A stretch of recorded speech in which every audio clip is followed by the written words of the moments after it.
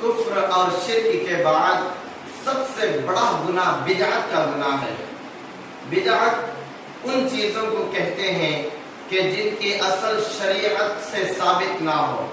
رسول اکرم صلی اللہ علیہ وسلم کی زندگی، صحابہ کرام، تابعین، تبع تابعین کی زندگیوں میں اس کا وجود نہ ملے اور اسے دین کا کام سمجھ کر کیا جائے۔ بدعت بہت ہی بری چیز ہے۔ اللہ کے نبی علیہ السلام نے بدعت کو مردود قرار دیا ہے، اور اللہ کے نبی نے فرمایا بدعت نکالنے والا دین کو ڈھانے والا ہے، اور ہر بدعت گمراہی ہے، اور ہر گمراہی دوزخ کو لے کر جانے والی ہے۔ ہمارے مسلمانوں نے بے شمار بدعتیں نکال لی ہیں۔